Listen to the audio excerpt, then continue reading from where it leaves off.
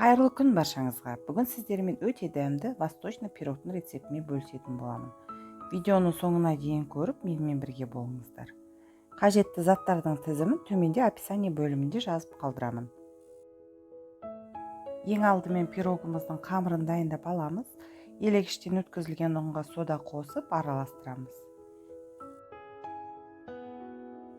Ұнға сары майды салып, біріккенше қолмен езетін боламыз.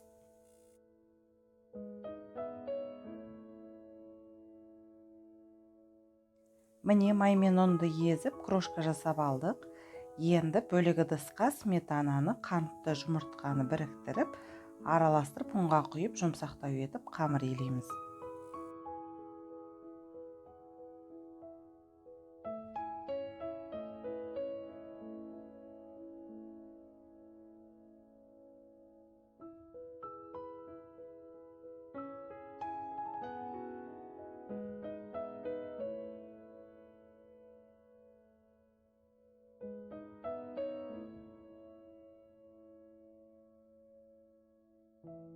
Илеп болған қамырды пакетке салып, жарты сағатқа тоңазытқышқа қоямыз.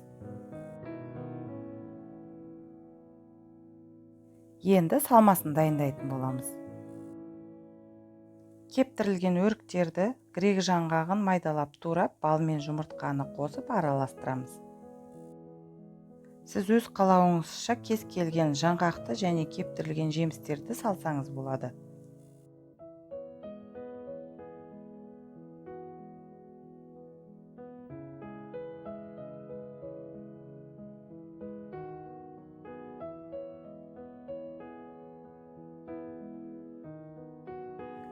Тоңазытқыштан шығарылған қамырымызды бір бөлігін үлкендеу етіп, ал екінші бөлігін кішірек етіп бөлеміз. Кіші бөлігін пакетке салып, шетке қоя тұрамыз. Қамырдың үлкен бөлігін қалыңдығы жарты сантиметр етіп жаямыз. Қажетті формада қамырымды жайып алдым. Енді осы қамырдың үстіне салмасын саламыз.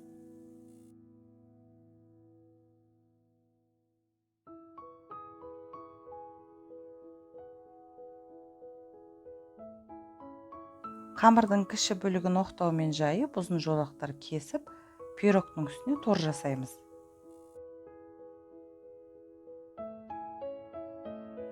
Жұмыртқаның сарысына бір шай қасық сүт қосып араластырып, қамырдың бетіне жағып шығамыз. Қызып тұрған 180 градус пеште 35-40 минут қызарғанша пісіріп аламыз.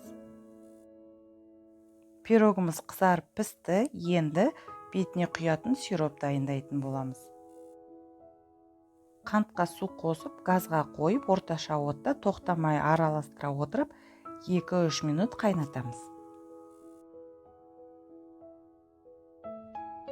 Дайын болған сиропты ыстықтай пирогтың үстіне жаға отырып, толықтай құйып шығамыз. Бұл пирогты міндетті түрде дайындап көріңіздер.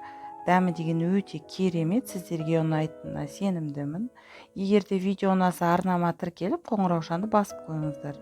Назарларыңызға көп-көп рахмет.